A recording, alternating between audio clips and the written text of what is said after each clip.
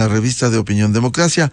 Queremos dar la bienvenida en estudios, revista de Opinión Democracia, a la candidata a la prefectura de Pichincha por la Alianza Socialismo Suma, Elsa Guerra, y lo invitamos en esta recta final de la campaña para conocer, profundizar en las propuestas, pero también como premisa, ¿cómo ha visto esta campaña electoral que este jueves debe concluir por mandato legal? Una campaña, le pregunto, ¿ha aportado al debate de los acuciantes problemas de los gobiernos locales, de los gobiernos provinciales, o ha sido quizás más de lo mismo? Concentraciones, promesas que no se sabe cómo se puede cumplir si no se cuentan con los recursos adecuados. ¿Cómo ha visto esta campaña en la recta final? Muy buen día. ¿Qué tal? Buenos días, querido Miguel. Un abrazo inmenso a todas las personas que nos están escuchando. Gracias por la oportunidad de participar esta mañana para darles una muy buena noticia. Estamos ya casi al cierre de la campaña electoral. Hemos crecido, hemos avanzado y realmente nos hemos posicionado como una alternativa a ese continuismo de una prefectura que lastimosamente ha hecho poco por la gente.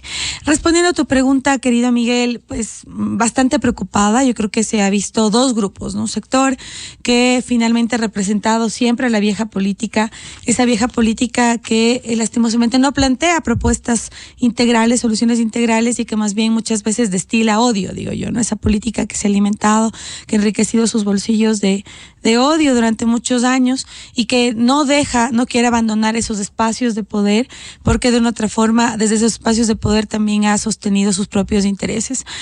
Quienes estamos del otro lado, y lo digo con total sinceridad, somos personas honestas, que no tenemos nada detrás, ningún problema de corrupción, pero además que tenemos, sino sobre todo, experiencia y compromiso, que creo que es algo, Miguel, que le falta mucho a la política, y por eso pensamos que es necesario hacer una nueva política. En mi caso, soy una mujer que desde los 17 años ha estado en los espacios de defensa de derechos, que me he formado para asumir ese cargo. Yo quiero decirles con mucha humildad, porque hay distintas formas de aprender y saber. En mi caso me he permitido ser una abogada y tener un PhD en Derecho a los 35 años, y ahora alrededor de 10 años de experiencia en el sector público, en el campo educativo. Pero algo que nos caracteriza en este segundo grupo es que me parece que no tenemos padrinos de la vieja política, Miguel. Y eso, más que nunca, es fundamental, porque esos padrinos de la vieja política que les esperan para tomarse fotos en Bélgica, por ejemplo, o que se apoyan en ciertos grupos y élites económicas, no van a resolver los problemas. Muchos de los candidatos y candidatas ya han estado en espacios de decisión y son parte del problema, no de la solución, y por eso es que consideramos que esta es una alternativa a la Alianza UIO 1723, donde Elsa Guerra la prefectura y conjuntamente con Pedro Feria la alcaldía queremos hacer ese cambio de sistema para impulsar un Quito y una Pichincha sin miedo. ¿Ha sido quizás una campaña desigual? Porque esto hemos escuchado, especialmente quien va a la reelección, presuntamente usando los recursos públicos, usando a la prefectura de Pichincha. Gracias, Miguel. Estoy tomando el cafecito de la mañana porque sin café no hay vida. Así como sin decisiones importantes tampoco hay vida. Mira, Miguel, sí, definitivamente hace unos meses atrás fuimos a pegar un cartel en la prefectura de Pichincha diciendo que estamos enfrentando una campaña de desigualdad con publicidad oficial. Lo denunciábamos porque mirábamos la arremetida profunda de la publicidad de la prefectura para levantar una figura. Eso es completamente antiético y es completamente poco transparente. ¿Qué significa esto? Que quienes estamos del otro lado, que quienes queremos construir una política diferente, que significa tener una ciudad limpia, por ejemplo, es decir, buscar otras formas de visibilizar nuestro nombre, pero además también quienes estamos trabajando en los territorios y no desde el escritorio, entonces nos enfrentamos a las grandes carteras, a las grandes billeteras en este espacio, ¿verdad? A los grandes padrinos que intentan endosar el voto, y eso también es antiético una política diferente. Lo que nos debe interesar son las propuestas integrales, y eso lo hemos denunciado durante estos meses, en esta batalla que decimos de David contra Goliat, ¿no? Porque ese Goliat que se entendería que tiene padrinos, de ese Goliat que se entiende que tendría plata, pero nosotros tenemos propuestas, Miguel, y hemos trabajado donde esas propuestas por varios meses con un equipo técnico sostenido que conoce los distintos campos de la productividad, del tema de inseguridad, del tema de vialidad, del tema de derechos, pero además también con la ciudadanía, porque lo que le falta a esta nueva política es justamente dar ese salto cualitativo, ¿no? De esa vieja política a la posibilidad real de que la gente dé su posición, diga que necesita, y con eso se construye algo diferente. Ustedes han denunciado estos hechos en la campaña, que más allá debiera exhibirse propuestas concretas para solucionar los problemas, al menos la prefectura en el campo rural, la vialidad, los emprendimientos. ¿Han denunciado estos hechos? ¿Han encontrado estos hechos en la campaña? Hay un montón de problemas y pocas soluciones desde las autoridades. Hemos encontrado en nuestro diagnóstico integral, porque parte de hacer una política diferente es tener un diagnóstico real, que durante los 16 años, los últimos 16 años, la prefectura ha sido invisible para las necesidades de la sociedad, y esto se ha profundizado lastimosamente en la gestión de Paola Pavón. Eso ha significado varias cosas, querido Miguel. Primero, ineficiencia. Por ejemplo, en el 2021, la prefectura ejecutó menos del 40% del presupuesto. Eso es increíble, Miguel, cuando hay gente que está comiendo una vez al día. Cuando los efectos de la pandemia profundizaron la crisis económica de tal manera que quebraron miles de negocios en nuestra provincia. Cuando ahora las personas tienen miedo a salir a la calle porque les roban los celulares, porque los guaguas tienen que ir a la escuela, porque las mujeres nos están matando. Por ejemplo, los datos dan cuenta que el año pasado cada 44 horas a una mujer le asesinaban. Hace meses atrás decíamos cada 28 horas y ahora decimos cada 26. Es decir, los niveles de violencia e inseguridad que se profundizan en el caso de las mujeres son peores. Y en el tema de la ruralidad hay muchísimo abandono. Uno visita distintos lugares, en Mejía, por ejemplo, en Pedro Vicente Maldonado, en San Miguel de los Bancos, en los mismos espacios rurales de nuestro Quito, y nos damos cuenta de esa gran diferencia. Caminos vecinales abandonados, personas que tienen que caminar hora y media para llegar de su trabajo a su casa y viceversa, o a la escuela también. Los productos que se pierden, la mitad de la producción se pierde por no tener buenos caminos y buenas vías. Pero además también espacios donde no tenemos la posibilidad de hacer cohesión social. Casas comunales inexistentes, otras sin agua, sin luz. Es decir, hay mucho abandono por parte de las autoridades. No existe alguien que haya hecho una gestión eficiente ni de la prefectura, ni desde las alcaldías y desde la alcaldía de Quito. Ahora, si esto se encuentra en el camino, escuchamos, y eso fue parte del debate hace 15 días, escuchar las mismas propuestas de arreglo cuando en el fondo no hay financiamiento para ello, y por otro no tocan los problemas estructurales como usted ha citado. Sí, mira, yo creo que hay varios temas ahí, ¿no? Yo un poco ahí cito a Pedro Freile, nuestro binomio para la alcaldía de Quito, porque él dice, hay como unas victorias rápidas y unas propuestas para la prosperidad, estas obras para la prosperidad, y en ese sentido tenemos que trabajar. El tema de la vialidad es muy importante, porque cuando uno va a los distintos sectores, las personas lo que ruegan en la vida es tener una buena vía para poder vivir con dignidad. Las vías, por ejemplo, significan comercio, productividad, potenciación del turismo, visibilidad del patrimonio cultural, pero además una vida digna para muchos sectores. Entonces, por ejemplo, hay distintos sectores completamente abandonados que tienen relación directa con la falta de gestión de la misma prefectura. Una de las propuestas que tenemos, por ejemplo, dentro de nuestro trabajo es ejecutar alrededor de 200 kilómetros de vías anuales desde la prefectura, pero solo por administración directa. No me refiero a otros tipos de contratos. ¿Por qué? Mira, Miguel, nos ha llamado muchísimo la atención. ¿Y cómo financiar con administración directa? ¿De dónde salen los recursos? Desde la misma prefectura. Tenemos trabajadores en la prefectura, que muchos están subutilizados, y tenemos maquinaria en la prefectura, y eso quiero contarte. Maquinaria que está en la bodega, que necesita mantenimiento por falta de uso, pueden creer, eso es terrible, eso es inaudito. Entonces podemos hacerlo por administración directa con las mismas personas del talento humano y con los recursos de la misma prefectura.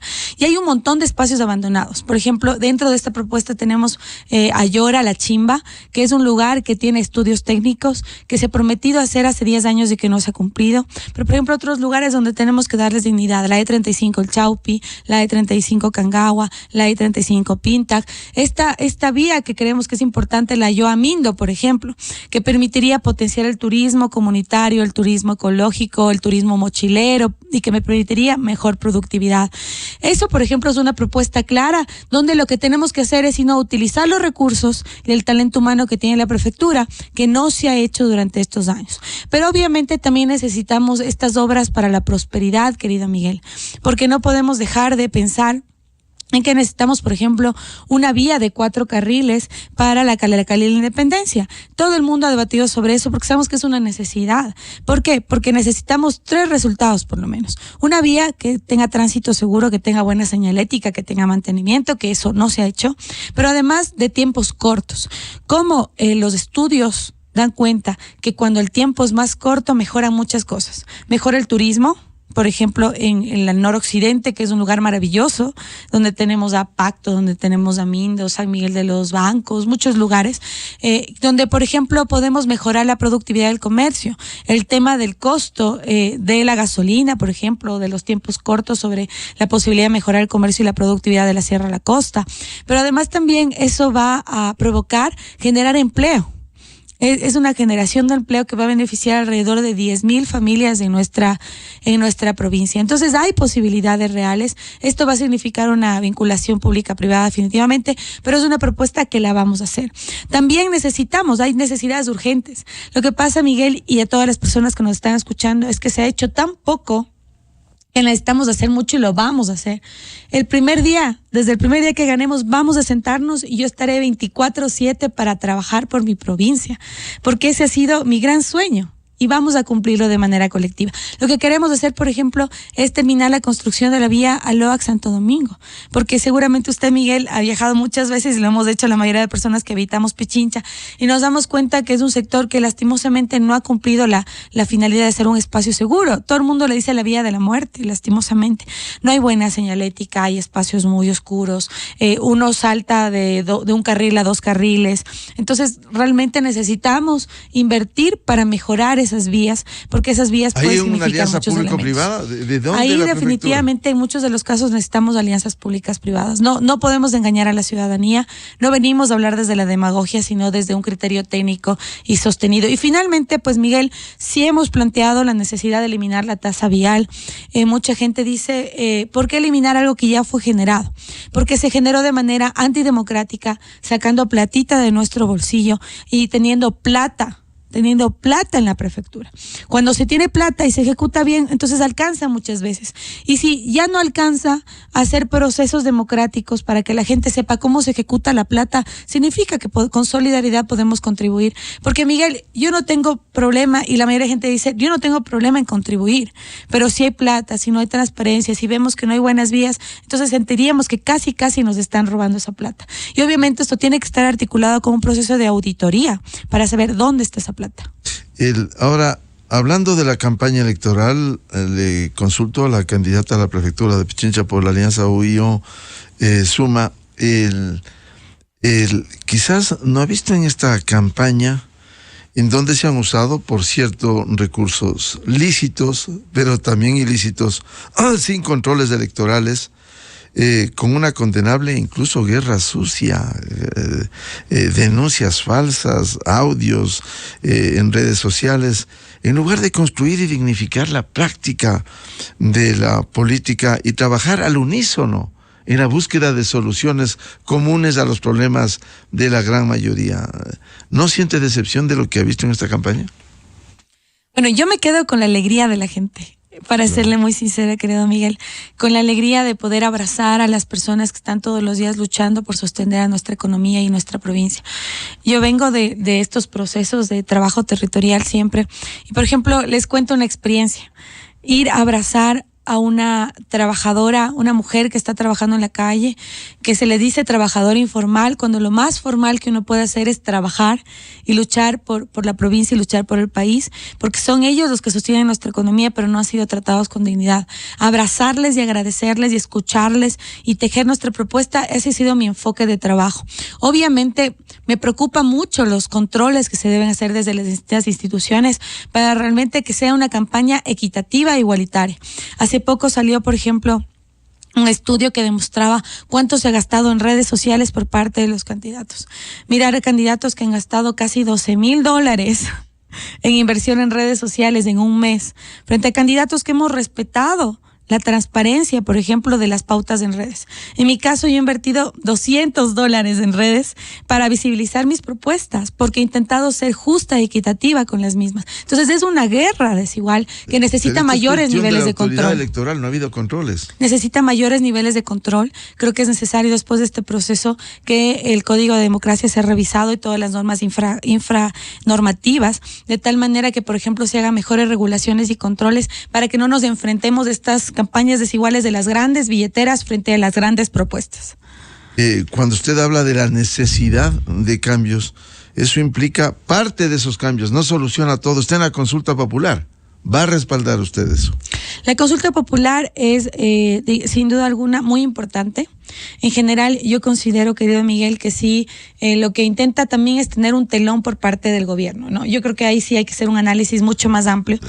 Y ese telón significa, por ejemplo, que por ejemplo, no visibilice un trabajo eficiente durante muchos años que ha estado ya, o sea, donde podría haber resuelto varios problemas en el tema de empleo. Ahora 7 de cada 10 ecuatorianos no tienen trabajo y los jóvenes han sido los más precarizados en ese proceso, excluidos del campo laboral y educativo. Entonces hay un montón de problemas y me parece que hay preguntas que no resuelven y que no han sido incluidas. Claro, es indudable, no va a resolver, pero lo peor que le puede pasar a este país es decir, como no soluciona, como planteó el gobierno, no hagamos nada y que aquí el crimen organizado transnacional se tome, que siga este sistema político prostituido, es decir, no hagamos nada.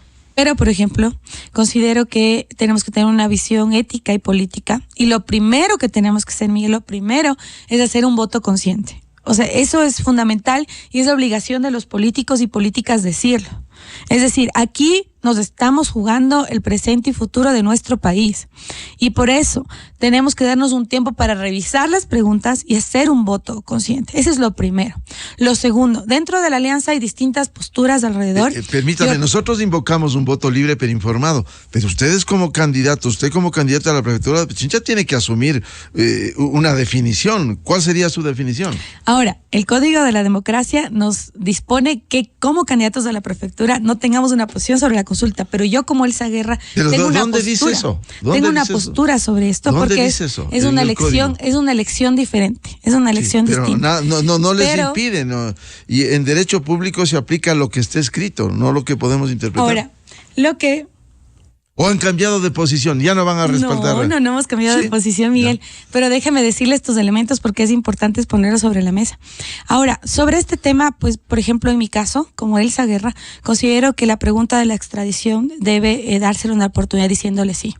¿Por qué? Porque creo que es una posibilidad de mirar cómo va a actuar después las distintas funciones del Estado, ¿no? Si realmente eso va a permitir, por ejemplo, enfrentar el tema de la inseguridad, va a permitir, por ejemplo, enfrentar el tema del narcotráfico, ¿no? O va a significar demostrar que hay problemas estructurales, como bien lo dijo antes, querido Miguel, que tienen que también ser resueltos, ¿no? Yo creo que ahí sí es necesario, por ejemplo, darle esa oportunidad y obviamente hacer un ejercicio de fiscalización ciudadana, de tal manera que todas las instituciones, el gobierno, pero también el sistema de justicia y todos los espacios, entonces realmente enfrenten el tema del narcotráfico, ¿no? Y obviamente estos delitos que finalmente afectan a todos y todas. En ese sentido, ustedes han hecho un análisis de las 8 preguntas para definir al electorado que les sigue, que tomen una decisión, cualquiera que ésta sea, pero en pro de afrontar estos problemas que, si bien no solucionan los problemas estructurales, sí tocan al menos algunos. El tema de la reforma política, ¿cómo podemos seguir viviendo con este sistema prostituido? Y uno de los reflejos es esa Asamblea Nacional. Sí, el tema de la Asamblea Nacional realmente es completamente inaceptable. Es bastante preocupante el nivel de ineficacia que han tenido. No solo se trata de producir una norma, sino hacerlas respondiendo a los problemas centrales que vive nuestra sociedad. Lo que hemos acordado es que en estos días vamos a ir tomando una postura sobre cada una de esas preguntas. En el tema de la extradición hay como una postura súper clara para decirle sí. Y en el tema de esta reforma política que significa el número no de asambleístas, me parece que hay como dos aristas de discusión. Por un lado, obviamente, lo que significa económicamente para el Estado pagar a gente que no cumple su trabajo. Y por otro lado, la discusión sobre el sistema democrático y el ejercicio de una democracia representativa, que debe ser como un proceso importante dentro de todo el territorio, ¿no? El territorio no solo es Pichincha, sino son varias provincias. Y entonces me parece que es una pregunta que hay que analizarla desde distintas aristas, por ejemplo, así como otras que están en la misma consulta. Pero claro, el tema del mayor control a los movimientos políticos, ¿cómo puede sostenerse el Ecuador con casi 280 movimientos? El cacicazgo, el control, el permitir solo a los amigos que sean candidatos. Eso es parte de la crisis democrática, yo estoy de acuerdo contigo, Miguel. Creo que es necesario varias cosas ahí. Y yo creo que más allá de la consulta, tenemos que hacer un proceso de repensar la cultura política de nuestro país. Yo te cuento, Miguel, yo lo digo con mucha frontalidad. Yo he hecho política desde los 17 años. Lo que estamos haciendo hoy es hacer política. Y eso hay que decirle a la ciudadanía. Hacer política es discutir sobre los problemas y las soluciones integrales. El problema no es la política, es cómo se ha hecho política durante muchas décadas de nuestro país y cómo también se han instrumentalizado ciertos partidos y movimientos para eso. Cómo, por ejemplo, inclusive construir o levantar un movimiento, un partido, significa un montón de plata, de recursos y de influencia política. Eso es lo que hay que cambiar. Entonces sí hay que hacer una reforma profunda al sistema político organizativo de nuestro país. Yo creo que hacia allá debemos enfocarnos y una responsabilidad de todos los partidos y movimientos justamente es avanzar hacia esa línea. Lo que hemos hecho en la Alianza Huido 1723 es un ejemplo de una política diferente, Miguel. ¿Por qué? Porque nos hemos juntado entre diversos en el marco de una agenda común. Ese es un ejemplo de cómo podríamos entonces repensar la organización de los mismos partidos políticos, por ejemplo. Y eso va a permitir varias cosas. Entonces eso va a permitir, por ejemplo, que existan mejores condiciones para los procesos electorales. No es lo mismo tener 20 candidatos a tener menos candidatos. Y aún así hicimos mayores esfuerzos en la pre-campaña que no se lograron. Porque muchas veces hay intereses de ciertas personas y no realmente espacios de compromiso ético con la gente. Ahora, ¿quién debe hacer lo que usted plantea? ¿Quién debe hacer los cambios, las reformas legales de esa asamblea? ¿Va a querer esa asamblea? Ya ha demostrado, no quiere esos cambios. Entonces el mecanismo es consulta popular. Y una consulta popular, ojalá haya una consulta desde la iniciativa popular para hacer esos cambios estructurales. Pero como no hay, estamos a puertas de una consulta que por lo menos siente las bases para quitar mayor control, quitar eso que los movimientos políticos se han burlado del Ecuador sin solucionar los problemas acuciantes. Mire, Miguel, más allá de cualquier tema, sigo creyendo en la gente. Creo que eso me diferencia de las otras candidaturas. ¿Pero usted no ha sentido en la campaña indiferencia? Y me parece que esa es una forma... ¿no? Que por ese sistema político prostituido, por esos engaños, cada elección siente indiferencia. Por eso indecisión, indiferencia, rechazo en general a la clase política. Sí, quiero decirte 2 puntos ahí. El primero es que sigo creyendo en la gente. Sigo creyendo en que es posible hacer cambios. Yo soy docente universitaria durante muchos años y enfrento mucho, yo soy abogada también, pero siendo docente creo mucho en el tema del cambio cultural, ¿no? Y cómo las normas pueden ayudar, cómo las consultas populares pueden ayudar, pero necesitamos un cambio cultural. Y ahí yo hago un llamado, aprovechando ese espacio, a todas las organizaciones y movimientos políticos. Y a la ciudadanía. Es necesario organizarnos de tal manera que hagamos una gran reforma estructural del proceso de democracia de nuestro país, para que no primen los intereses personales, sino las necesidades ciudadanas, para que podamos mirar cómo hacemos del sistema político ecuatoriano un espacio donde realmente exista representatividad y no donde se construyan partidos en el marco o movimientos en el marco de la billetera de las personas. En eso estoy completamente de acuerdo. Obviamente, yo en el segundo punto creo en las personas, y digo creo en las personas porque más allá de este proceso y la profunda indiferencia que se siente en las calles, esa indiferencia es una postura clara, como bien lo has dicho, de los grandes problemas, pero también significa una oportunidad. Yo lo que he hecho en esta campaña ahora es ir territorio por territorio, puerta por puerta y conversar con la gente. La gente dice es que estamos cansados, nos prometen y luego no cumplen lo que hacen. Por eso es que tenemos que dar un salto cualitativo, porque si queremos que las cosas cambien, tenemos que tomar decisiones diferentes. Esa es la única posibilidad real. Y hay que dar oportunidades a personas distintas que han demostrado que tienen las manos limpias, que son transparentes y que además se han preparado para asumir cargos como la alcaldía de Quito, como la prefectura, como las concejalías. Viene la candidata a la prefectura de Pichincha por la Alianza UIO Socialismo Suma, Elsa Guerra. Muchas gracias la presencia en la revista de Opinión y Democracia. Gracias, Miguel. Quiero mandarles un abrazo inmenso, decirles que es hora de hacer ese cambio.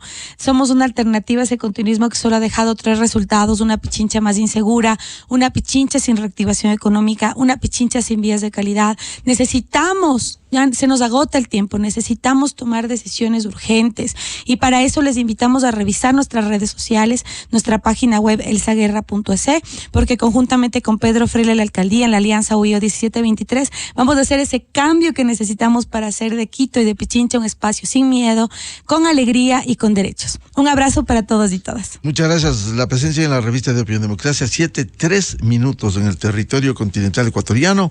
Vamos a una pausa publicitaria y volvemos con la candidata a la alcaldía de Quito por la Alianza Va por Ti, Luz Helena Coloma. ¿Cómo ha sido esta campaña y sus planes, propuestas y estrategias? A continuación, XFM se une a una cadena nacional. Con el mismo esfuerzo que pones para cumplir tus metas, para cumplir tus sueños, para hacer realidad tus objetivos, hoy el Ecuador te necesita.